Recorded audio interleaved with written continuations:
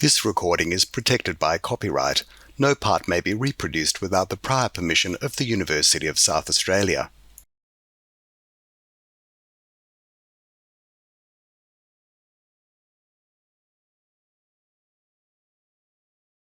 My name's John Hill and I'm the Chancellor of the University of South Australia.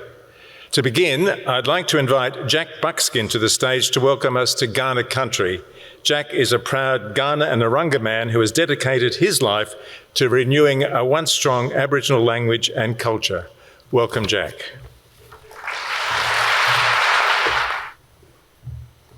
Nah, Marnie, how are you? Very good. Firstly, welcome. Welcome to Adelaide. If you've travelled afar, I'm sure there's people that have travelled far to come to this. My name is Jack. I'm a proud Kaurna, Narungga and Warringal man, so I represent 3 Aboriginal groups from South Australia. I also acknowledge my dad, who's Italian and Scottish. It's got nothing to do with me standing up here. This is my mother's lands and country, but my Aboriginal name is Ganya Pundunduit Pinakudnuitcha. Nobody calls me that. Everybody calls me Jack, except for my mum. She calls me Vincent. Nobody else is allowed to call me Vincent though, but welcome to Adelaide. Darndanya is a dreaming place of the big red kangaroo. It's an honour to represent our families and our communities in welcoming you in a protocol that's important for us when we gather in different spaces, different lands, to welcome you spiritually to this space. Darndanya is the dreaming place of the big red kangaroo. Darnda is the male red kangaroo that gave us all our law, our protocols and our processes to live in this country. And so when we welcome you, we're welcoming you into these ancient lands on behalf of people and ancestors that have gone before us, not just physically to the place of Adelaide. I come from Muniyarta, which is about 30 k's out of Adelaide here, around the Salisbury region. So I also acknowledge that I gather in a space that is not my family clan group, but as a representative of Kaurna people, we welcome you onto our lands. Munarangarlo wangar ni marni ni burning arluku yarta ni to mini achartanga tikarding arluku ni perna ni na kurda nanko ni na karada nanko marni na burning arluku yarta na.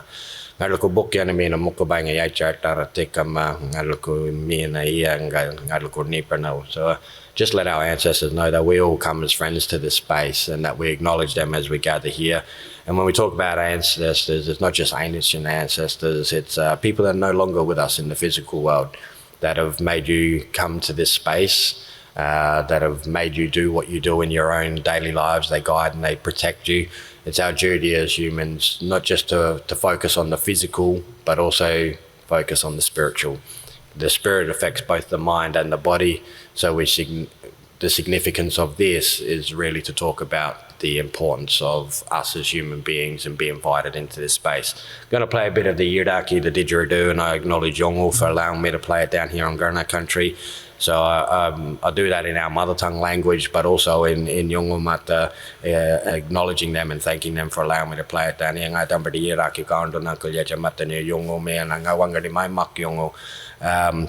It is, I love this instrument for 2 reasons. One, it's the only instrument I know how to play. And 2, it's the best way to explain that us men can multitask when we want to. We just can't do the dishes and put the kettle on at the same time, but the didgeridoo, we're doing multiple things at once. So it is an honour to be able to play this. It's vibration, it's spirit as well. So it is an instrument that can really ground us and reflect on the place and people that have gone before us that are significant to our lives.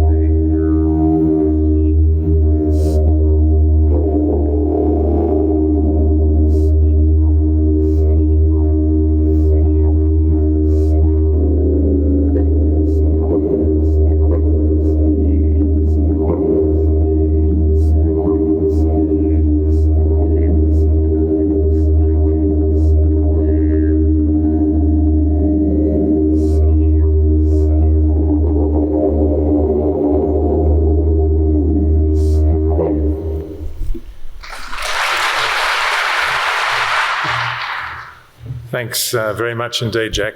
And a very warm welcome tonight to tonight's speaker, Mike Burgess AM, Director General of Security at Australian Security Intelligence Organisation, Her Excellency the Honourable Francis Adamson AC, Governor of South Australia, Mr Rod Bunton, Louise Miller-Frost MP, the member for Boothby, Cressida O'Hanlon MP, member for Dunstan, the Honourable Tammy Franks, MLC, State Member of the Legislative Council, Professor David Lloyd, Vice-Chancellor and President, the University of South Australia and current Co-Vice-Chancellor of Adelaide University. And at this stage, I'd normally welcome Ms Blanche Dalpaget, the widow of Bob Hawke. Unfortunately, Blanche is not well tonight and was unable to join us, but we know she's watching online, so all the very best to Blanche. To the Hawke Centre Advisory Board members and the Enterprise Leadership Team members from the Universities of South Australia, Adelaide and the new Adelaide University. Thank you all for joining us here tonight for the 26th Annual Hawke Lecture. This lecture is named in honour of former Prime Minister, the late Honourable Bob Hawke, a great South Australian and one of the nation's most significant leaders. As Prime Minister, Bob Hawke was a reformer and a unifier. He modernised Australia's economy, strengthened its social systems, and helped position our nation within a global context. He understood that Australia's future depended on how we responded to change, not with fear, but with vision, fairness, and resolve. The Hawke Centre was created in that spirit to encourage ideas, dialogue and leadership on the big issues that shape our world. Since its creation in 1997, the Hawke Centre has played an important role in our university's culture and community outreach. It will continue this important role as we move forward with the new Adelaide University. The Annual Hawke Lecture has provided a platform for influential voices to reflect on major issues shaping our society, from democracy and diplomacy to equity, innovation and national identity, just as Bob would have encouraged. Each year we invite someone whose perspective challenges us to think differently and whose experience speaks directly to the complex realities of our time. In that tradition, we are honoured to welcome tonight's speaker, Mike Burgess AM, Director General of Security and Head of the Australian Security Intelligence Organisation, ASIO. Mike brings more than 3 decades of leadership in intelligence, cybersecurity and counter-terrorism. In a world where national security is no longer confined to borders and where digital threats can undermine democratic institutions, his work has never been more relevant. His career spans both the public and private sectors, including time as Director General of the Australian Signals Directorate and as Chief Information Security Officer at Telstra. In 2019, he was appointed as Director General of Security, leading ASIO during a period of rising complexity and shifting global threats. Throughout, he has brought a commitment to transparency, believing that the Australian public deserves to understand the work being done to keep them safe. Mike is also one of our own, raised in Adelaide and a graduate of the South Australian Institute of Technology, an antecedent institution of the university. He is a proud UniSA alumnus.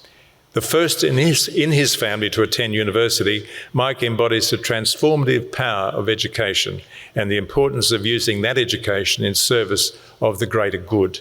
His lecture tonight will offer an unfiltered look at the threats facing Australia, not only from a strategic or political lens, but in terms of how they affect the values and way of life that we all share.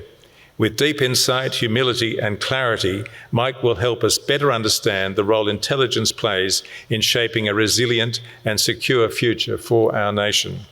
We are extremely fortunate to have Mike Burgess here this evening, and we are very grateful to him for joining us.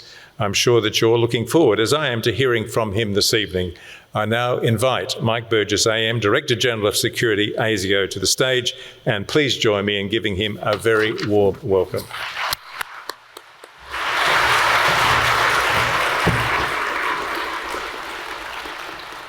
Thank you, John, and thank you, Jack. I'd like to acknowledge the traditional custodians on the land in which we meet today, the Kaurna people, and pay my respects to elders past, present and emerging. I'd like to acknowledge Her Excellency, the Honourable Francis Adamson, Governor of South Australia, and other dignitaries. Thank you to the Chancellor, the Honourable John Hill, Vice-Chancellor Professor David Lloyd, And thank you to the Hawke Centre and the University of South Australia for inviting me to address the 26th Annual Hawke Lecture. As an alumni, I am chuffed to be here. I still remember my first lecture. My lecturer said there were 74 people in the course, but only 1 in 4 of you would be here at the end. I was determined to be one of those 4. Now, 40 years later, I know, right? I'm clearly not as old as I look, or older than I look, whichever it goes. I can't believe that I had to count that many times on my hands. 40 years later, I stand here as the 14th Director General of Security, delivering the Annual Hawke Lecture at my university. I never expected that. So it's great to be here, and good evening, everyone. In preparation for tonight's address, I've been looking at past lectures, including the reflections on Bob Hawke made last year by Foreign Minister Penny Wong. Minister Wong remarked that while Bob Hawke was a famously good talker, he was probably an even better listener. I can safely say ASIO are excellent listeners, perhaps the best in the country. Bob Hawke knew ASIO well. ASIO knew Bob Hawke well. But as I'll explain, you shouldn't read too much into that. The relationship between the Prime Minister and Australia's Security Service was founded on and largely defined by concerns about espionage. At ASIO, we describe espionage as the theft of Australian information by another country that is seeking advantage over Australia. The key point here is that it's the involvement of a nation state as opposed to criminals or companies stealing purely for themselves. For as long as nation states have existed, they have sought to understand the intentions and capabilities of other states. All nations spy. All nations seek secrets. All nations pursue strategic advantage. But that does not mean we can ignore, tolerate, or accept the theft of Australian information. Quite the opposite. It's a reminder we need to uplift our awareness, strengthen our defences, and build our resilience. So this evening, I will reveal how ASIO counts and counters the cost of espionage. For the first time, I will put a dollar figure on what espionage costs our economy and reveal the significant future impacts if we do not take security more seriously. This is critical because I believe that we as a nation need to wake up to the cost of espionage, which is more than just financial. We need to understand espionage is not some quaint romantic fiction. It's a real, present and costly danger, just as Bob Hawke recognised in extraordinary circumstances 42 years ago. On the 8th of March 1983, 3 days after being swept into power, Bob Hawke welcomed a visitor to Kirribilli House, ASIO Director General Harvey Barnett. It was the same day President Ronald Reagan called the Soviet Union an evil empire, a time of acute great power competition and escalating Cold War tension. Barnett spent an hour and a half briefing the Prime Minister-elect on ASIO, its targets and the evolving security environment. Reading the official record of the conversation, I'm struck the Director General felt the need to assure Hawke ASIO operated legally and ethically and did not use what he called dirty tricks. Clearly, the wounds from the raids by Australia's Attorney General a decade earlier were not fully healed. The DG stressed that ASIO did not target MPs or trade unions and volunteered that ASIO copped criticism from the left and right of politics. It's something I can certainly relate to. But prompting Hawke to suggest that ASIO must be doing its job correctly in the centre. Of course, with all due respect to the former Prime Minister, we would call that being apolitical. Of course, despite the assurances about politicians and unions, Bob Hawke was already well known to Australia's security service. Not because of any concerns about Hawke himself, but because of some of the people a prominent union leader met with. As Hawke himself later acknowledged, and I quote, "I had no doubt that ASIO had its fingers in lots of pies that were on the shelves around me." It's a rather sticky thing, ASIO officers. What the Prime Minister-elect didn't know at the time, that ASIO had previously taken a prudent decision to change the code word it used for telephone intercepts. It started using the term bugle, replacing the old and completely coincidental code word hawk. Thank goodness we changed it. Of course, the main purpose of the first meeting was to brief the Prime Minister on the threat environment. At that time, espionage was Australia's principal security concern, and Russia was the principal espionage threat. Barnett told Hawke KGB intelligence officers were active in Australia, targeting MPs on both sides of politics. This turned out to be a very prescient warning. Just 6 weeks after the initial meeting, the two men met again under much less convivial circumstances. Barnett travelled to Parliament House to deliver the news that Soviet diplomat and suspected KGB operative Valery Ivanov was attempting to cultivate Labor lobbyist and former ALP National Secretary David Coombe. ASIO had suspected for several years that Ivanov was a KGB intelligence officer. Multiple conversations between the Russian and Coombe were recorded, including one in which Ivanov suggested their relationship should be secret. As I know from experience, no politician smiles when an ASIO Director General walks into the room. Barnett's revelations hit Hawke and his government hard, but the Prime Minister took decisive action. Within 2 days, Ivanov was declared persona non grata and given 1 week to leave the country. Government members were forbidden from dealing with Coombe. But what should have been an operational victory for ASIO quickly turned into a media frenzy and a political crisis that ultimately resulted in the resignation of a Cabinet Minister, Mick Young, and a Royal Commission with a sitting Prime Minister, a feisty and effective witness. The scandal was a wake-up call, driving home to Hawke that espionage was a real threat and jolting the nation out of any complacency about whether the sort of spy scandals seen overseas could happen here. As Hawke later told ASIO, and I quote, "There was no question in my mind that we had to be tough, decisive and immediate in our response.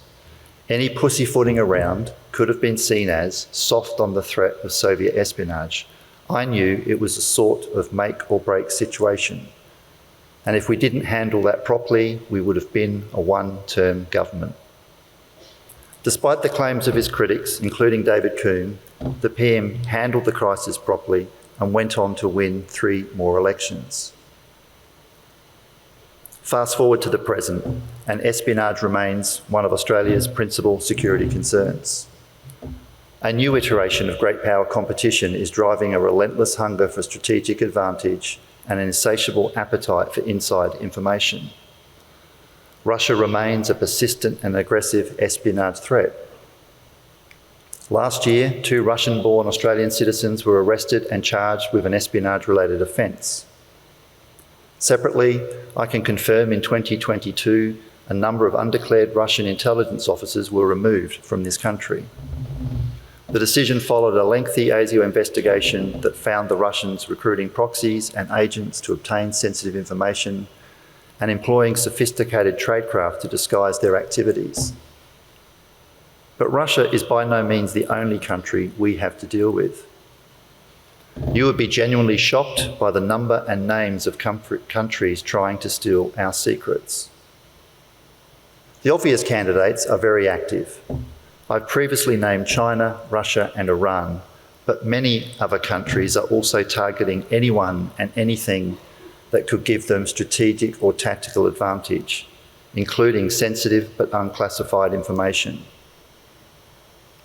These countries want to covertly comprehend our political decision-making and policy priorities, including our alliances and partnerships, and particularly AUKUS, to steal Australia's intellectual property and cutting-edge research, to recruit to their own cause Australia's elected officials, public servants, members of our military, industry leaders, academics and leaders in our community, to obtain personal details of individuals with access to sensitive information so they can be targeted for potential recruitment, obtain information about perceived critics of regimes so they can be monitored, intimidated and silenced, to map out Australian critical infrastructure for potential sabotage if regional tensions boil over, and to understand and undermine Australia's military modernisation and identify vulnerabilities in our defence capabilities.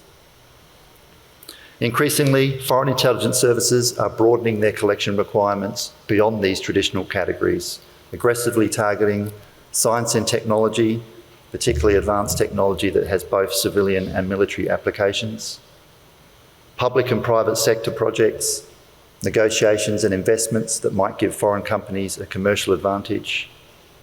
And this includes Antarctic research, green technology, critical minerals, rare earths extraction and processing. Academics, business people and journalists are all potential targets of foreign spies seeking these insights. In the current environment, nobody with sensitive information is immune. Foreign intelligence services can obtain this material in person, convincing, coercing or seducing insiders to impart sensitive information, and through technology, most commonly by hacking. Often it's a combination of both, where cyber espionage enables in-person espionage and in-person espionage begets cyber espionage. Espionage can be small scale and it can be industrial scale.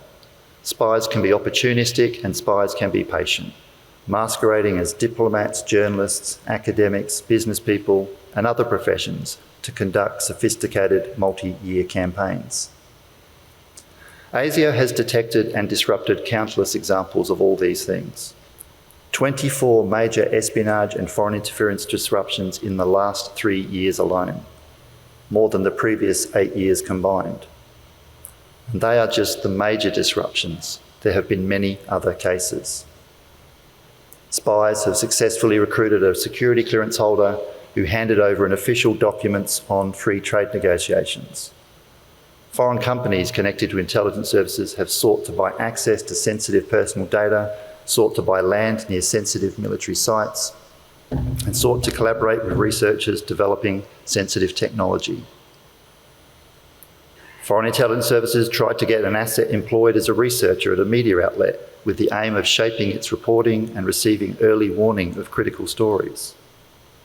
Spies convinced a state bureaucrat to log into a database to obtain the names and addresses of individuals considered dissidents by a foreign regime. Nation-state hackers compromised the network of a peak industry body, stealing sensitive information about exports and foreign investment.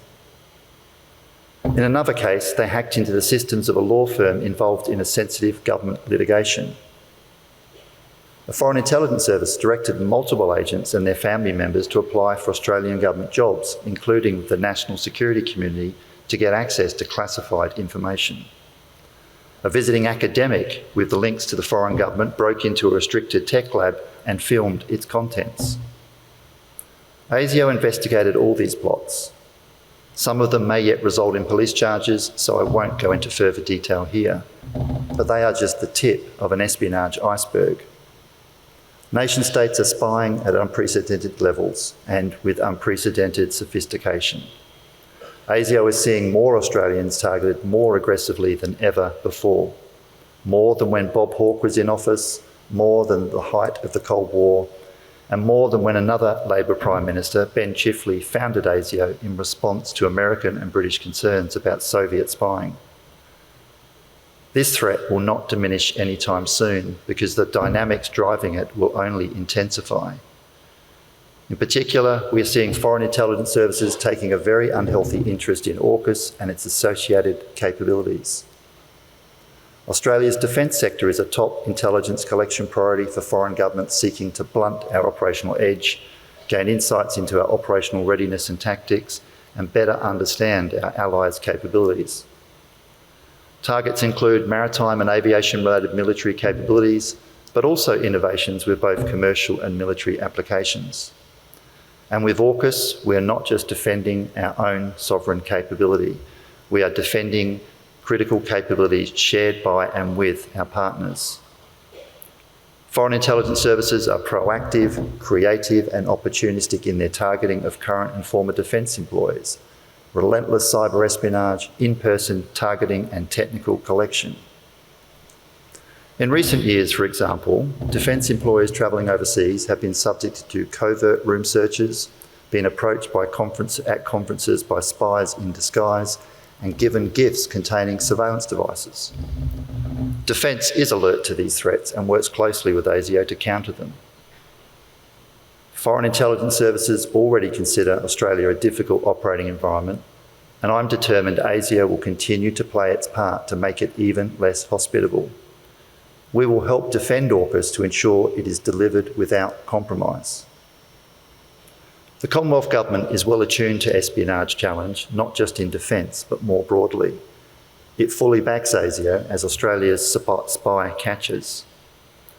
But I'm still not sure we, as a nation, truly understand the damage espionage inflicts on our security, democracy, sovereignty, economy and social fabric. As Harvey Barnett wrote in his memoir after retiring as ASIO's Director General, with the simple self-confidence which living in an island state breeds, Australians are sometimes doubtful that their country might be of interest to foreign intelligence services. It can't really happen here is a stock attitude. It has, it does, it will. Now, just to be clear, at this stage at least, I harbour no intention of writing a memoir. But I do understand why Barnett felt the need to defend ASIO from unfair criticism, and I believe his assessment of Australia's complacency remains relevant today. In 2025, it is time for another Hawke awakening. We need all parts of our system, public and private, federal, state and local, to recognise the threat and invest in stopping espionage, just as our adversaries invest in conducting espionage. I'm not simply talking about financial investments. I'm referring to broader prioritisation of time, focus and effort. I'm talking about taking security seriously. I've lost count of the number of times senior officials and executives have privately downplayed the impacts of espionage. I've watched corporate leaders literally shrug their shoulders when they're told their networks are compromised. I've heard sensible security measures as taking a burner phone to high-risk countries described as unreasonable inconveniences. I've been assured stolen academic research would have been published anyway. I've been asked why won't the government itself pay for security? Most recently, a trade official told ASIO there's no way Chinese intelligence services would have any interest in their organisation's people and premises in China. All too often, we make it all too easy. On just one professional networking site, the profiles of more than 35,000 Australians indicate they have access to sensitive and potentially classified information. About 7,000 reference their work in the defence sector, including the specific project they're working on, the team they're working in, and the critical technologies they're working with. Close to 400 explicitly say they work on AUKUS, and that figure rises well above 2,000 if you include broader references to submarines and nuclear. Nearly 2,500 publicly boast about having a security clearance, and 1,300 claim, believe it or not, to work in the national security community. While these numbers have fallen since I first raised the alarm 2 years ago, this still makes my head spin. Surely these individuals of all people should understand the threat and recognise the risk. Now, I get that people need to market themselves, but telling social media you hold a security clearance or work on a highly classified project is more than naive. It is recklessly inviting the attention of a foreign intelligence service. Employers are not the only ones recruiting online. Spies from multiple countries routinely and relentlessly trawl professional networking sites, seeking to identify, target and cultivate Australians with access to privileged information. These spies pose as consultants, headhunters, local government officials, academics and think tank researchers claiming to be from fictional companies. Most commonly, they offer their targets consulting opportunities, promising thousands of dollars for reports on Australian trade, politics, economics, foreign policy, defence and security. Additional payments can be offered for what's called inside or non-public information. If a target takes the bait, the spies usually try to move the conversation onto an encrypted messaging app. A further step might involve the offer of an overseas trip to meet in person. This form of espionage is low cost, low risk, low effort and conducted at scale. Hundreds of friend requests can be sent each day. Thousands of Australian students, academics, politicians, business people, researchers, law enforcement officials and public servants at all levels of government have been targeted for espionage in this way. The vast majority resist, report or ignore the approaches. Unfortunately though, some are sucked in and end up being used recklessly or consciously to gather information for a foreign country. In one example, a foreign intelligence service used a professional networking site to identify an Australian with access to security clearance holders. The spies cultivated the individual over an extended period, offering payment in exchange for written reports. At first, the requested topics were general in nature, broad insights into bilateral relations and Australia's strategic policy directions. But over time, the request turned into demands, the topics became more specific, and the sort of information required grew more sensitive, such as Australia's intelligence priorities. Fortunately, ASIO intervened before the Australian handed over anything of consequence. It is fair to assume that even when a person is not aware they're being used for espionage, the consequences can still be serious. They can lose their job, and if they have one, their security clearance. More recently, a particularly aggressive and creative intelligence service expanded the sort of operation to employment sites. It started creating fake online job ads advertising well-paid part-time roles for people with expertise in geopolitics and defence. In one typical case, an overseas consultancy firm advertised for freelance analyst roles on a popular employment website. It promised to pay $500 American for reports on international politics. An Australian sent in a CV and quickly received a return email requesting information on AUKUS and the Indo-Pacific. The firm said it was particularly interested in exclusive information and requested the applicant share the names of his AUKUS-related professional contacts. Fortunately, the applicant became suspicious and reported the engagement to ASIO. Our investigation revealed the consultancy was a cover company for a foreign intelligence service. This more passive job ad approach seems less suspicious than an unsolicited friend request, but the same warning signs apply. If an offer seems too good to be true, it probably is. If you're pressed for confidential information, be discreet. If an approach seems unusual or persistent, report it. Wake up to the cost of espionage. These cases are reminders that espionage is real. Anyone with access to privileged information can be a target, and this sort of corrupting behaviour imposes tangible costs. Espionage takes away sovereign Australian choices and options. It corrodes our decision-making. It damages our economy, and espionage can result in the loss of revenue, loss of intellectual property, the loss of reputation, and in the case of defence capabilities, loss of war-fighting advantage. Espionage undermines significant Australian investment by taxpayers and private capital in research and development, in innovation and in new technologies. Espionage enables sabotage, foreign interference and more espionage. Espionage is 1,000 different effects that chips away at the base of our prosperity. In an attempt to calculate the true cost of espionage, ASIO partnered with the Australian Institute of Criminology. The cost of espionage report we are releasing today is believed to be the first and certainly the most comprehensive public analysis of its kind in the world. The modelers use the same relatively narrow description of espionage as ASIO does, covering only information stolen for or by a foreign government.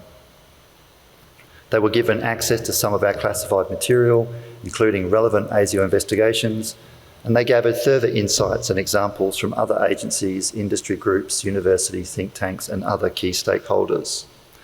And I'd like to thank everyone for their involvement in this important and timely project. The Institute is well practiced and credentialed in this sort of modelling, but even its experts found the exercise extremely challenging. By definition, espionage is highly secretive and therefore difficult to measure. But they did an excellent job, and its work will provide it and other researchers a baseline for future refinement. The bottom line is all about the bottom line. Espionage cost the Australian economy $12.5 billion in 23-24. $12.5 billion. This includes the direct costs of known espionage incidents, such as state-sponsored theft of intellectual property, as well as the indirect costs of countering and responding. As just one example, the Institute estimates foreign spies stole nearly $2 billion of trade secrets and intellectual property from Australian companies and businesses in 23-24. The report includes a case study where spies hacked into the computer network of a major Australian exporter, making off with commercially sensitive information. That theft gave the foreign country a significant advantage in subsequent contract negotiations, costing Australia hundreds of millions of dollars. ASIO investigated similar cases and others involving in-person espionage. Several years ago, a delegation from overseas visited a sensitive Australian horticultural facility.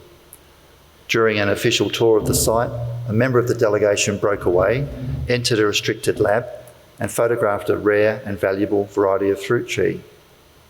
An alert staff member discovered and deleted the images. But it emerged photos weren't the only thing taken that day. Several of the tree's branches were missing. The delegate had snapped them off and smuggled them out of Australia. Almost certainly, the stolen plant material allowed scientists in the other country to reverse engineer and replicate 2 decades of Australian research and development. In another case, an Australian defence contractor invented, manufactured and marketed a world-leading innovation.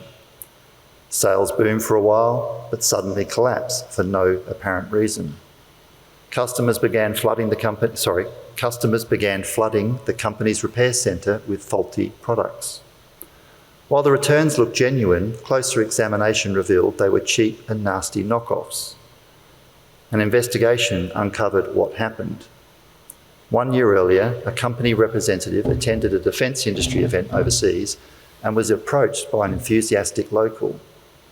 She insisted on sharing some content via USB, and that was inserted into a company laptop. The USB infected that system with malware, allowing hackers to steal the blueprints for that product. Almost certainly, the enthusiastic local worked for a foreign intelligence service. The blueprints were given to a state-owned enterprise which mass-produced the product, the knockoffs, and deprived the Australian company millions of dollars in lost revenue. The tangible cost of espionage.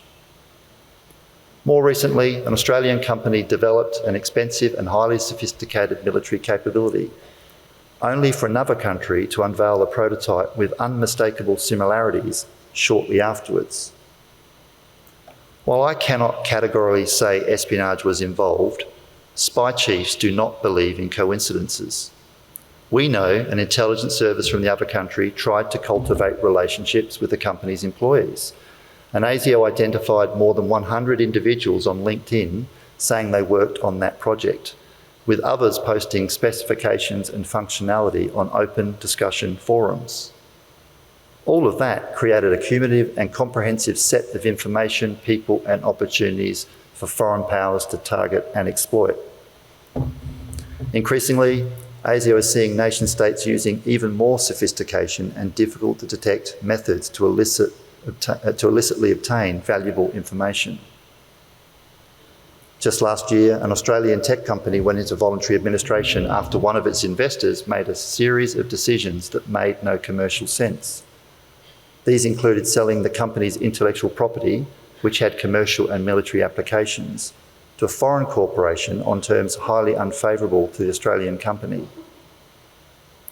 ASIO has yet to confirm if a nation-state or foreign service was directed behind this activity, but we're aware of similar cases where sensitive information about a company's vulnerabilities, such as its cybersecurity settings, were passed to a hostile intelligence service by an insider.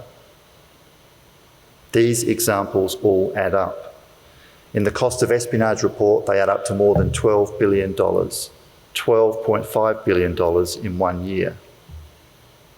$12.5 billion is an imposing figure, but the report stresses it significantly underestimates the true cost of espionage. Many entities do not know their secrets have been stolen, or do not realise they've been stolen by espionage, or do not report the theft. The Institute deliberately chose to be conservative, only modelling costs it could confirm and calculate. That means many of the most serious, significant and cascading costs of espionage are not included in the $12.5 billion figure. The potential loss of strategic advantage, sovereign decision-making and warfighting capability hold immense value, but not a quantifiable dollar value. The Institute report contains more than 12.5 billion reasons why we need to take security more seriously. Now, having said that, I'm an optimist, somewhat unusual for a spy boss, I know. So I also want to highlight a more reassuring section of this report. Our current investments in countering espionage are delivering dividends. The Institute estimates Australia prevented tens of billions of dollars of additional costs by stopping or deterring spying. You could call this ASIO's return on investment, but that would diminish the work of the wider public and private sectors. I applaud and thank those people and organisations who manage their security risks effectively, just as Bob Hawke did. The scenarios the Institute modelled are foreseeable acts of espionage are eye-opening and eye-watering. The theft of trade secrets from a large publicly listed company could wipe $900 million from its share price, with that figure compounding fivefold if there was another compromise in just 1 year. A cyber espionage attack on a similar sized company could result in a loss of $500 million in share market value. The espionage-enabled sabotage of critical infrastructure could cost the economy more than $1 billion, with that figure ballooning to $6 billion if the disruption lasted just 1 week.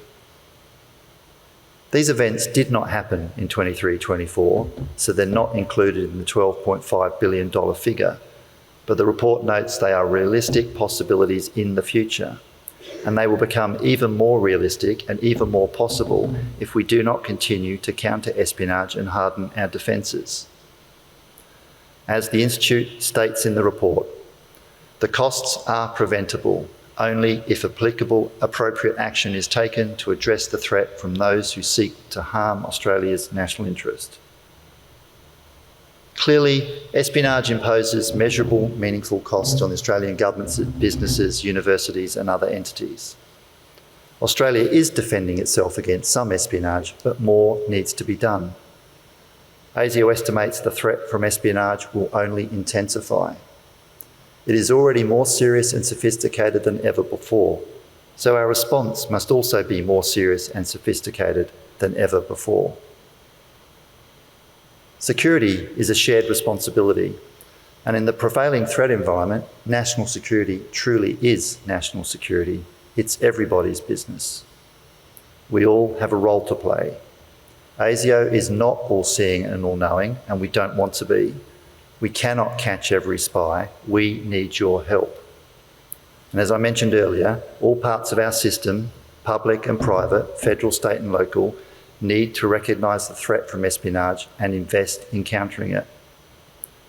If you have sensitive information, common sense is a good place to start. Be alert to the threat. Don't make yourself a target on social media. Don't use password as a password. Update your software. Follow the rules for handling sensitive or classified information. If you're pressed for inside information, be discreet. If an approach seems suspicious, report it. If you work for the government or have a security clearance, you are obliged to report suspicious approaches.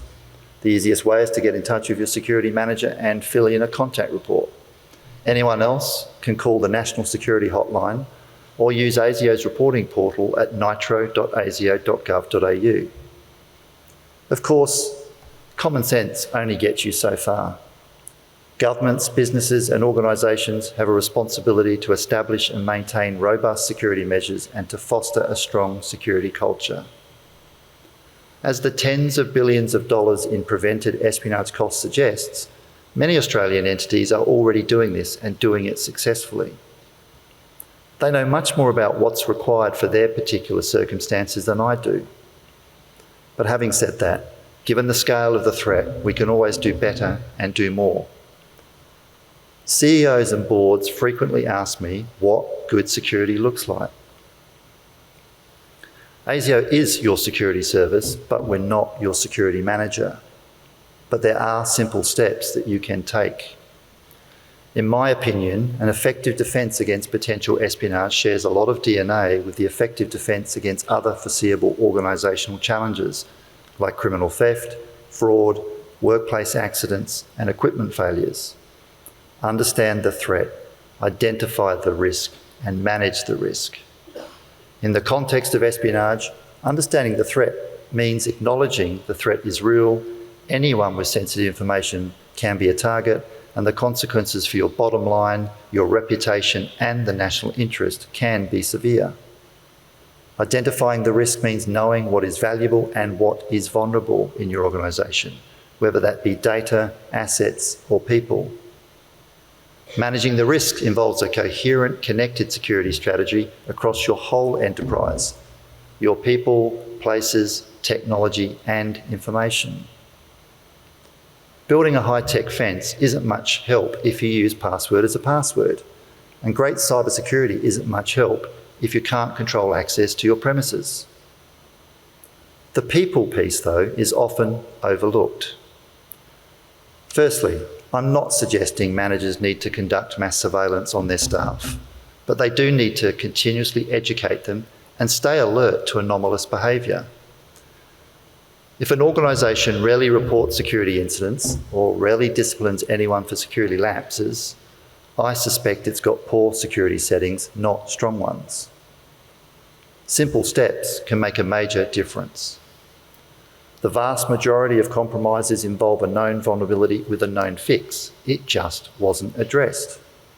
And when we are dealing or identify an individual with a security problem, almost always the person's manager says they're shocked but not surprised.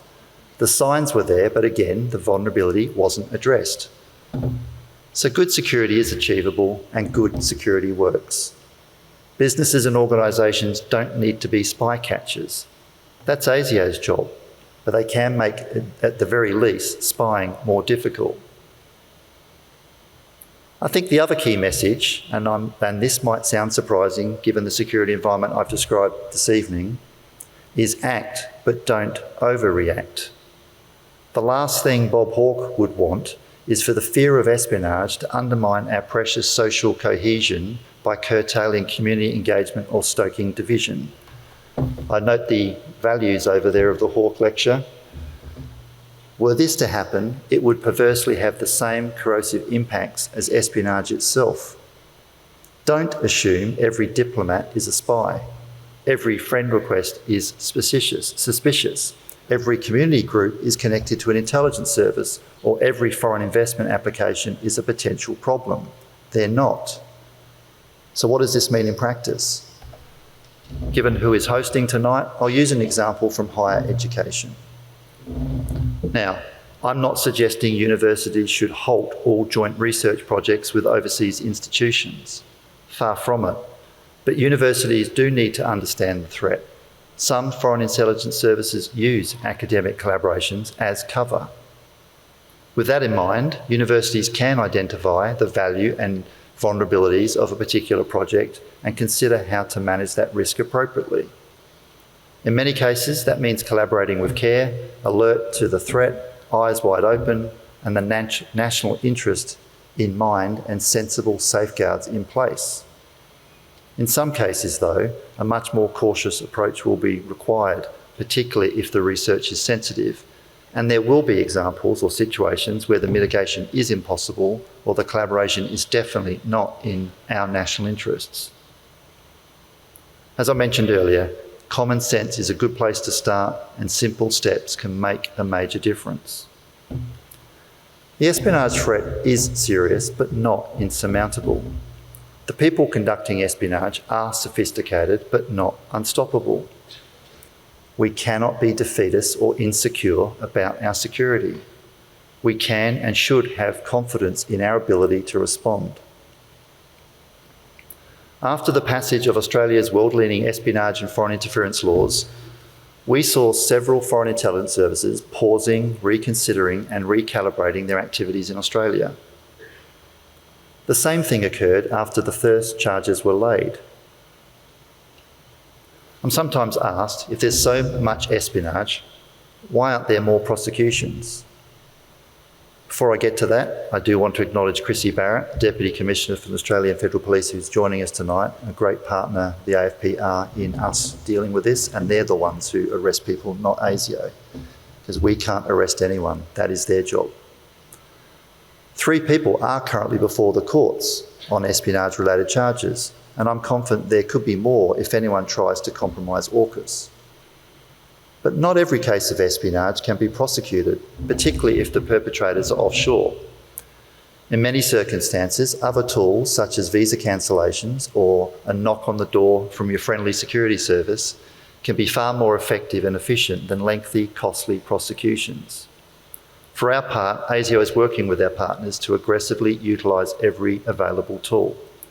We are quite literally getting in our targets' faces, confronting them here and overseas. We are sharpening our responses, expanding our capabilities and hiring new people. So forgive me for the shameless recruitment pitch, because right now we are recruiting intelligence officers, many of whom will work on the front line of countering espionage operations. So if you're a problem solver and a team player, please consider the Intelligence Development Program. Details are on our website. You join a great team, I'll keep going, to protect Australia and Australians from threats to their security, including the threats I've detailed tonight. ASIO's people make a real difference. In every one of tonight's case studies, we detected the deception. In many of the instances, we were able to stop any harm being done. In all of them, we worked with the victims to raise awareness, harden defences and build resilience, turning a threat into a positive. I hope, with the benefit of distance and hindsight, we can think of the Coombe-Ivanov affair in a similar way. While the scandal rocked the government, upended careers and damaged reputations, it also led to a national awakening and a series of reforms that remain consequential today. The subsequent Royal Commission made a number of transformative recommendations that were implemented by Bob Hawke's government. First among them, the establishment of the Inspector General of Intelligence and Security as an independent and powerful oversight body. Hawke later told ASIO, in comments not previously made public, that he was proud of his legacy and in this regards, and I quote, "It was a very, very cloudy 20th of April 1983 when Harvey came and told me about the Coombe-Ivanov affair, and there was a very cloudy picture for some weeks after that. But out of that cloud did come the silver lining. We got down to dealing with the issue and recognising the importance of the role ASIO should have and the context, the framework within which it should operate. So I think you could say that out of something very, very hurtful and personally hurtful came something which has been extraordinarily positive and enduring. The reforms Bob Hawke introduced back then are still paying rich dividends today. ASIO is Australia's spycatcher and we're busier than ever before. Our mission remains critical and our commitment to it remains steadfast. If you're spying in this country, ASIO is looking for you. And if you're being spied on in this country, ASIO is looking out for you. And while we can and should keep counting the costs of espionage, the value of countering it is priceless. Thank you.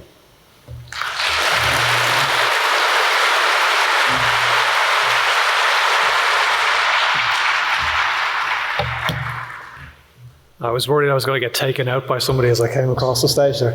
My name is David Lloyd. I'm the Vice-Chancellor and President of the University of South Australia, Co-Vice-Chancellor of the New Adelaide University, and it is my honour to deliver tonight's vote of thanks to Mike. Thank you, Director General, for your address this evening, for giving us such a compelling and thought-provoking insight into the current security threats which face Australia. It's not often that we get such access to the thinking and leadership behind our national security. And tonight you've offered us not just information, but a better understanding of what's at stake and how we as a society should respond. The Ivanov-Coombe affair shook the early years of the Hawke government, and it shaped its relationship with ASIO. The scandal served as an important wake-up call for Australia that espionage presented a real and current threat to our nation's security. It is therefore appropriate and exciting that Mike chose to use the Annual Hawke Lecture to unveil the Australian Institute of Criminology's The Cost of Espionage report. Quite likely, this is the very first public analysis of its kind in the world, and I'm sure that you, like me, found some of its calculations that the Director General shared with us tonight to be both sobering and eye-opening. I'm particularly keen to read the section of the report that focuses on the costs to Australia's university sector. The DG said, espionage remains one of Australia's principal security concerns. Espionage can result in the loss of revenue, trade secrets, reputation, sovereignty, and in the case of defence capabilities, war-fighting advantage. While the report found espionage imposes significant costs on the Australian economy, many of the most serious, significant and cascading costs of espionage are not quantifiable and are not included. Potential loss of strategic advantage, sovereign decision-making and warfighting capacity hold immense value, but not a concrete dollar value. In fact, these things are really priceless. The Directorate General also gave us amazing insights into the insidious nature of espionage, including a staggering number of real-world case studies. The reference to a visiting academic caught my attention for some obvious reasons, but I was similarly shocked by the incident involving a rare fruit tree. More shocking still is that this is just the tip of an espionage iceberg. In his address, Mike noted that people rarely smile when the DG of security walks into the room.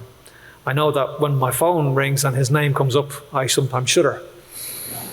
While I'm sure that this is the case in general, so much of Mike's work involves delivering bad news. I was also struck very much by the optimistic and positive messages that he delivered tonight.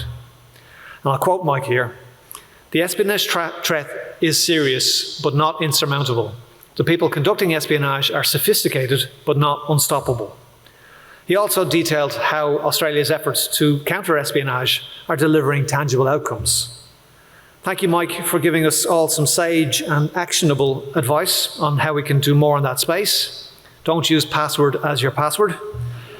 I, for one, will also reflect on whether our new university's strategic and security settings and security culture are fit for purpose in the prevailing threat environment. Good security works. Act, don't overreact. I understand that ASIO will release a range of additional materials to supplement tonight's address, including advice on how governments, individuals, businesses and the higher education sector can defend against espionage and build their resilience. Mike, we all do look forward to a memoir in due course. Keep being a good listener. Thank you again, Mike, for sharing your insights with us this evening. It's been a pleasure and an honour to have you with us. Thank you.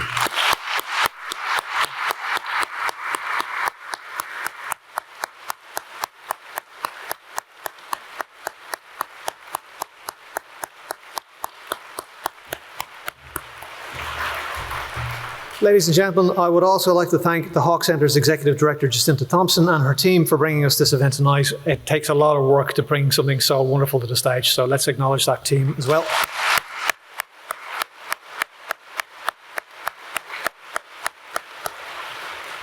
As the Chancellor pointed out, tonight's lecture has been recorded. It's ironic, but it will also be up on the Hawke Centre's website very soon. Please do feel free to share that link with others. Thank you all for joining us here tonight. Have a safe trip home, and we look forward to seeing you at another future Hawke Centre event. Good night.